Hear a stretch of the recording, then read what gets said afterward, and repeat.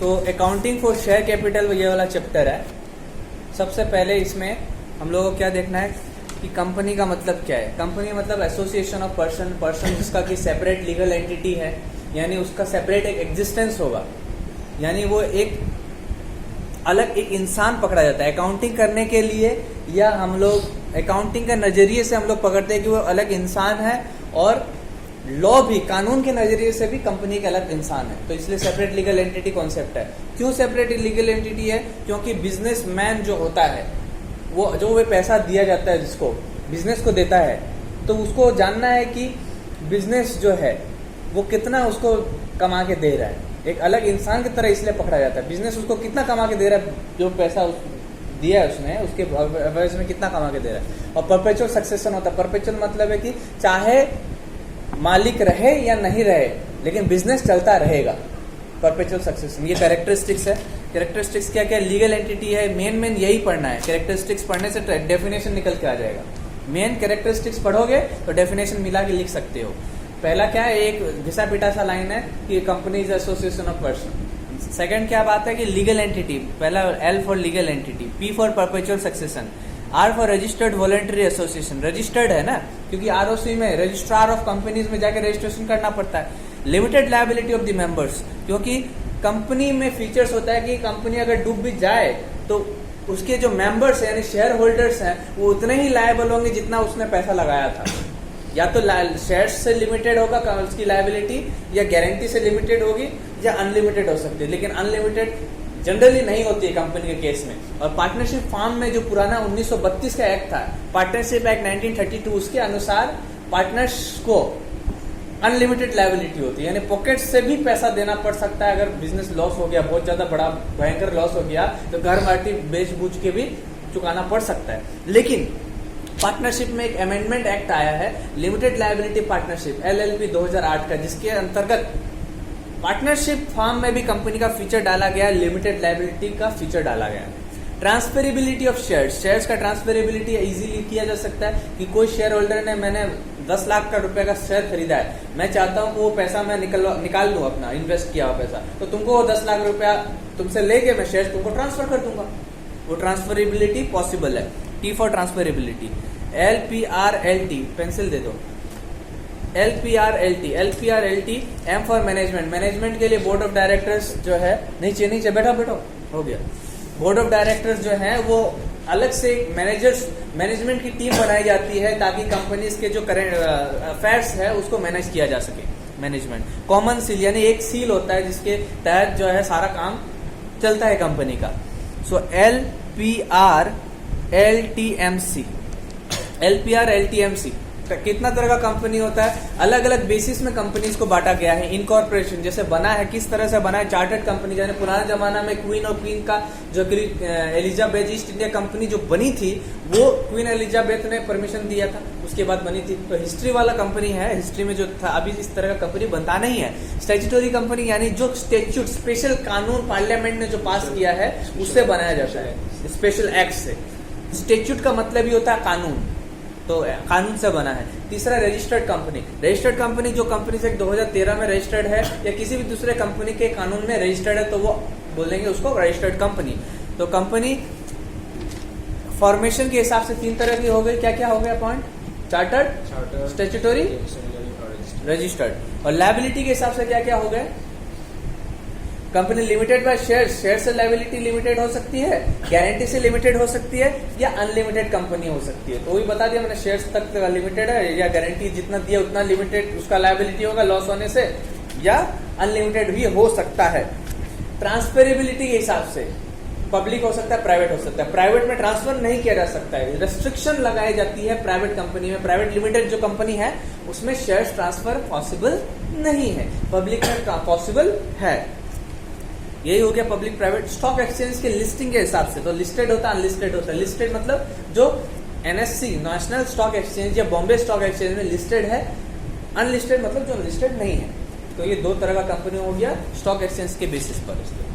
और company share holder के composition के बेसिस पर, यानी क्लोजली हेल्ड कंपनी हो सकता है या वाइडली हेल्ड कंपनी हो सकता है। एक्सरसाइजिंग कंट्रोल के हिसाब से सब्सिडियरी और होल्डिंग का मतलब है जिस कंपनी ने दूसरे कंपनी का अपने अंडर में 50% से भी ज्यादा शेयर्स होल्ड करके रखा है। 51% देके उसको अपने कंट्रोल में ले आया। हाँ, मतलब 50% से ज्यादा, 51 भी हो सकता है, 80 भी हो सकता है, 90 भी हो सकता है, 99 भी हो सकता है, बट 50 से ऊपर 50.50 भी हो सकता है। तो 50% से ऊपर अगर है तो वो जो कंपनी है जो होल्ड कर रहा है, ज्यादा शेयर्स होल्ड कर रहा है, that is known as holding company. जिस कंपनी का होल्ड कर रहा है उसको बोलेंगे subsidiary company. The company which is the shares of a company whose share is held by whose shares more than 50% shares held by another company is known as subsidiary company. The company who holds more than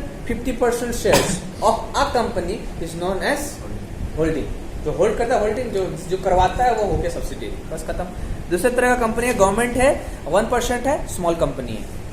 non profit company भी है। Government तो पता ही है, government company जिसमें कि government का 50% से ज्यादा शेयर होगा। 1% कंपनी है, 1% का ही कंपनी है, छोटा कंपनी हो सकता है। छोटा कंपनी का भी जो है बताया गया है, कुछ कंडीशन होगा। 2013 के कानून में बताया कि 5 लाख तक जिसका पेड अप शेयर कैपिटल ऊपर नहीं होता है, 5 लाख से ऊपर नहीं होता है जिसका paid up share capital. Paid up मतलब जो कि शेयर जो है फुल्ली पेड अप हो। 10 रुपए का शेयर तो 10 रुपए पूरा पेड अप हो गया, 5 लाख आ गया, या उतना हायर अमाउंट जो 5 करोड़ से ऊपर ना हो। अमाउंट खाली बताया। कंडीशन क्या है कि paid up share capital 5 lakh से ऊपर नहीं हो सकते, हायर अमाउंट 5 करोड़ से ऊपर नहीं हो सकते। दूसरा कंडीशन क्या बताया, एंड, यानी दूसरा कंडीशन भी फुलफिल होना पड़ेगा। दूसरा कंडीशन क्या है कि जिसका turnover as per last PL account. PL account क्या होता है, प्रॉफिट एंड लॉस अकाउंट होता है, जिसमें कितना प्रॉफिट हुआ है, कितना लॉस हुआ वो मालूम पड़ता है, या प्रॉफिट हुआ या लॉस हुआ मालूम पड़ता है। तो टर्नओवर यानी सेल जो है लास्ट फाइनेंशियल ईयर में वो 5 करोड़ से ऊपर ना हो सेल, या उतना अमाउंट हो जो कि 20 करोड़ से ऊपर ना हो। ठीक है, 5 करोड़ या 20 करोड़। तो ये 2 कंडीशन हो गया। नॉट प्रॉफिट मेकिंग कंपनी मतलब जो प्रॉफिट करने के लिए नहीं बनाई गई है, कोई दूसरा पर्पस है, एजुकेशन देना पर्पस है, स्पोर्ट्स के लिए बनाया है, साइंस के लिए, एजुकेशन के लिए, कल्चर के लिए, इस तरह से। बुक्स क्या क्या मेंटेन करना पड़ेगा, स्टैट्यूटरी बुक्स होगा, स्टैटिस्टिकल। स्टैट्यूटरी में क्या क्या करना पड़ेगा, स्टैट्यूटरी में जो कानून के हिसाब से जरूरी है, रजिस्टर मेंबर का रजिस्टर मेंटेन करना है, डिबेंचर होल्डर का रजिस्टर मेंटेन करना है, किसी भी दूसरा सिक्योरिटी होल्डर्स का मेंटेन करना है, डिबेंचर हो गया, बॉन्ड हो गया। देन स्टैटिस्टिकल मतलब है कि शेयर का कॉल बुक हो गया, रजिस्टर हो गया, शेयर सर्टिफिकेट का, शेयर ट्रांसफर सर्टिफिकेट हो गया। तो इस तरह से बुक्स ऑफ अकाउंट्स हाँ 4 कर ले जैसे होगा, पूरा करने से तुम्हारा अच्छा है, 4 करने से भी अच्छा है। बुक्स ऑफ अकाउंट्स का मतलब क्या है बताओ। बुक्स ऑफ अकाउंट्स मतलब वो बुक्स ऑफ अकाउंट्स मतलब रिकॉर्ड, वो रिकॉर्ड जो रिफ्लेक्ट करता है कितना पैसा रिसिप्ट हुआ, कितना पैसा एक्सपेंड हुआ। RE is the mnemonic, receipt expense. Number दूसरे पे सेल्स परचेस और एसेट लायबिलिटी। और चौथा क्या है, कॉस्ट, मतलब कितना पैसा आया, कितना पैसा गया, कितना सेल हुआ, कितना परचेज हुआ, कितना एसेट है, कितना liability. Sale purchase, asset liability, receipt expense. तो ये चीज जो मेंशन करता है वो रिकॉर्ड्स, वही बुक्स ऑफ अकाउंट्स है एज पर कंपनीज एक्ट 2013 का सेक्शन 2 सबसेक्शन 13। शेयर्स का मीनिंग क्या है, part of capital. Types of shares क्या क्या होता है, इक्विटी शेयर होता है, स्वेट इक्विटी शेयर होता है, प्रेफरेंस शेयर होता है। अब प्रेफरेंस शेयर का क्या क्या टाइप्स होता है, क्यूमुलेटिव, नॉन क्यूमुलेटिव, डिविडेंड के हिसाब से। डिविडेंड के हिसाब से मतलब कि क्यूमुलेटिव मतलब क्या है, मतलब इस साल अगर प्रॉफिट हुआ तो तुमको मिल जाएगा, इस साल नहीं हुआ तो नेक्स्ट ईयर जुड़ के मिलेगा। नॉन क्यूमुलेटिव मतलब इस साल हुआ तो मिल जाएगा, नहीं हुआ तो नहीं मिलेगा। नॉन क्यूमुलेट मतलब इस साल का प्रॉफिट नेक्स्ट ईयर में, इस साल का डिविडेंड नेक्स्ट ईयर में नहीं जुड़ के मिलेगा। नॉन क्यूमुलेटिव डिविडेंड के हिसाब से हुआ ना ये। कन्वर्टिबिलिटी यानी ये पैसा प्रेफरेंस शेयर होता है जो कन्वर्ट हो जाता है इक्विटी शेयर में। नॉन कन्वर्टिबल मतलब नहीं होता है वो इक्विटी शेयर में। रिफंड ऑफ कैपिटल के हिसाब से यानी पैसा वापस कैसे मिलेगा, रिडीम मतलब है कि वापस मिल सकता है, ऐसा भी प्रेफरेंस शेयर होता है जिसमें 10 साल का पीरियड होता है कि 10 साल तक का इन्वेस्टमेंट है, आप 10 लाख रुपए लगाया, आपको 10 साल के बाद 10 लाख रुपए मिल जाएगा। रिडीमेबल। नॉन रिडीमेबल मतलब 10 लाख रुपए लगाया, उसमें लिखा हुआ है कि कभी नहीं मिलेगा, जब तक ये बिजनेस चल रहा तब तक नहीं मिलेगा। बिजनेस जब बंद हुआ उस टाइम पर हिसाब लगाया जाएगा कि किसका कितना पैसा बनता है 10 लाख पे कितना आपका पैसा मतलब डिविडेंड ले लू के, अगर आप डिविडेंड लिया नहीं है, अगर लिया तो 10 लाख रुपया वापस आपको लौटा दिया जाएगा। बिजनेस क्लोज डाउन जब किया जाएगा तभी लौटेगा आपका पैसा।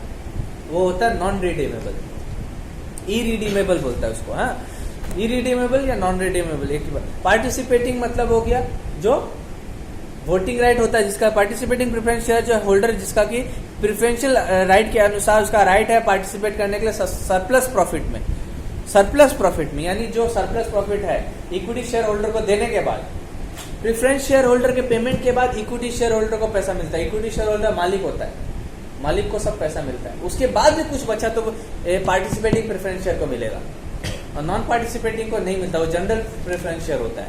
प्रेफरेंस शेयर और इक्विटी शेयर दोनों के बीच में डिफरेंस क्या है? RAPPVM, R for rate of dividend. इसमें क्या होता है? प्रेफरेंस में फिक्स होता है, यानी 10% डिविडेंड तो 10% ही मिलेगा। इक्विटी में फिक्स नहीं है, जब प्रॉफिट ज्यादा हुआ ज्यादा मिल जाएगा, नहीं हुआ तो नहीं मिलेगा, ऐसा है। ए फॉर एरियर मतलब क्या है? प्रेफरेंस शेयर में एरियर हो भी सकता है, जुड़ भी सकता है, क्योंकि कुमुलेटिव भी होता है एक तरह का। तो इसलिए एरियर जो है, यानी पुराना पैसा अगर तुम पाता है कुमुलेटिव डिविडेंड में, तुमको लास्ट ईयर का डिविडेंड भी जुड़ के मिल सकता है, लेकिन इक्विटी में नहीं मिलेगा।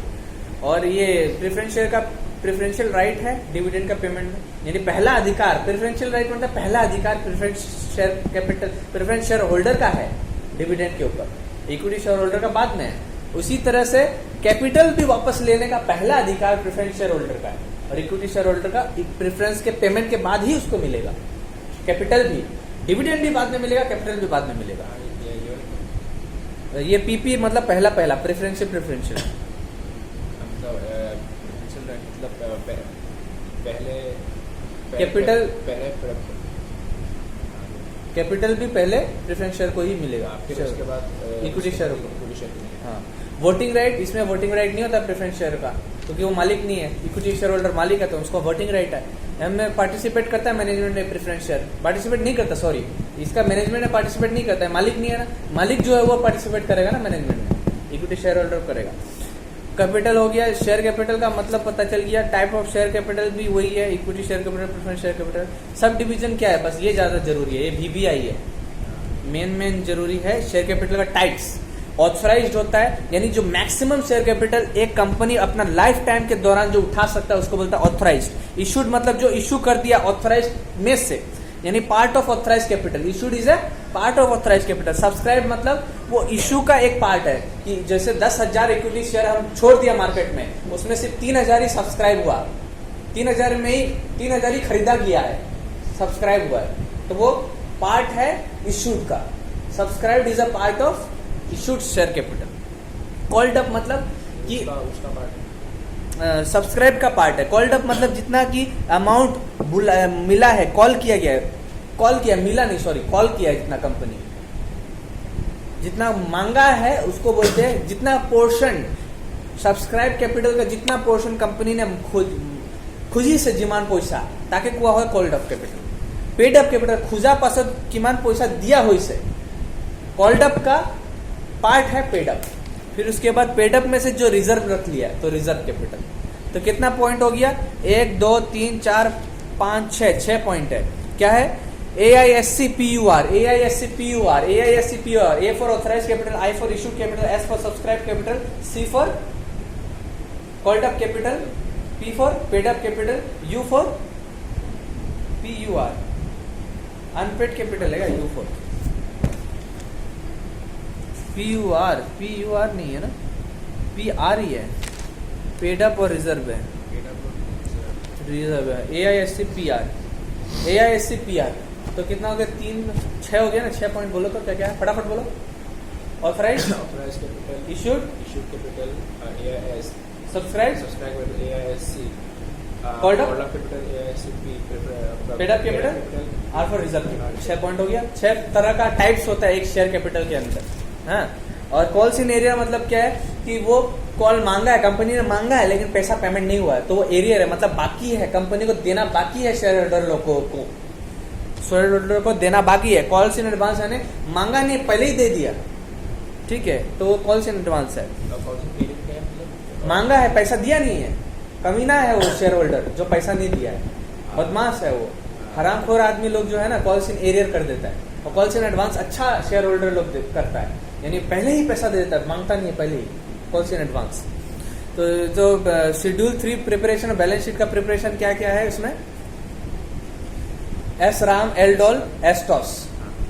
S Ram, S for share capital, T for S Ram, R for reserves and surplus, A for application money pending for allotment, M for money received against share warrant. S Ram हो गया, एस राम का मतलब share capital, S for share capital, Ram, R for reserves and surplus, A for application money pending for allotment, M for money received against share warrant. S Ram हो गया।